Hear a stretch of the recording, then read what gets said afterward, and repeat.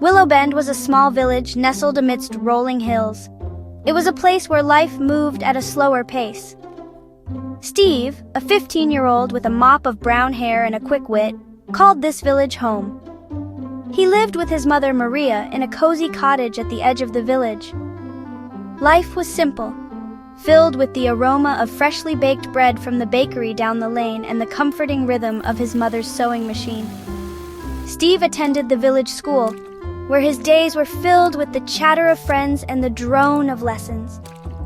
After school, he'd often wander into the nearby woods. He loved the feel of the soft earth beneath his feet and the symphony of birdsong. Sometimes, he would imagine himself a brave knight on a quest, battling mythical creatures in the heart of the forest. His mother, Maria, worked in the village's only mine. The mine had been the lifeblood of Willow Bend for generations. It provided a livelihood for many families. Maria, known for her dedication and sharp eye, was one of the most skilled miners. She often returned home with tales of glittering crystals and strange rock formations. Life in Willow Bend was peaceful and predictable.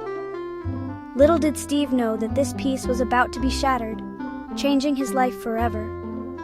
An extraordinary adventure was about to unfold, filled with mystery and danger, courage and resilience. One evening, Maria returned from the mine later than usual. Her face was flushed, her eyes sparkling with excitement. She clutched a small pouch tightly in her hand. "Steve!" she called, her voice trembling slightly. "Come here, quickly!" Intrigued, Steve rushed to his mother's side. He had never seen her so agitated. Maria opened her hand, revealing a smooth, black stone. It was unlike anything Steve had ever seen. The stone seemed to pulse with an inner light, casting an eerie glow upon their faces. As Steve reached out to touch it, a jolt of energy surged through his arm. He withdrew his hand in shock. The stone felt oddly warm, as if it held something alive within. Maria, still catching her breath, described its discovery deep within the mine. She spoke of a hidden cave, untouched for centuries, where the stone rested upon a pedestal of quartz. "It's beautiful, Mom," Steve whispered, his initial apprehension giving way to fascination. "But what is it?" News of the strange stone spread through Willow Bend like wildfire. Villagers, their faces etched with curiosity and a hint of fear, gathered outside Steve's cottage. Some whispered about ancient legends, tales of powerful artifacts hidden within the earth. Others dismissed it as a mere trick of the light, a shiny rock with no real significance. The stone seemed to possess an unnatural allure. It pulsed with a soft, rhythmic glow, its intensity waxing and waning with the setting sun. When Steve held the stone, he felt a strange energy flowing from it. It was warm and comforting, yet it filled him with a sense of unease. One evening, a stranger arrived in Willow Bend. He was tall and imposing, dressed in a long black coat and a wide-brimmed hat that shadowed his features. He introduced himself as Mr. Smith, a collector of rare and unusual objects.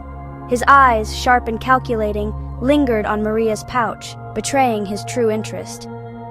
Mr. Smith offered a hefty sum for the stone, claiming it was a rare mineral sample. Maria, her instincts screaming danger, politely refused. As Mr. Smith turned to leave, a cold smile played on his lips. "You should be careful," he warned, his voice low and menacing. "This stone, it attracts things." Fear settled over the cottage. Maria knew Mr. Smith wasn't who he claimed to be. His words, laced with veiled threats, confirmed their worst fears. The stone wasn't just a curiosity, it was a beacon attracting unwanted attention.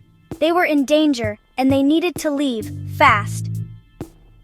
Under the cover of darkness, Steve and Maria packed a few essential belongings. They decided to seek refuge in the heart of the forest, a place where they had often found solace. As they crept out of the village, they noticed shadowy figures lurking at the edge of the woods. Mr. Smith had returned, and he wasn't alone. The chase was on. Steve and Maria ran through the dense undergrowth, their hearts pounding in their chests. They could hear the sound of heavy footsteps closing in on them.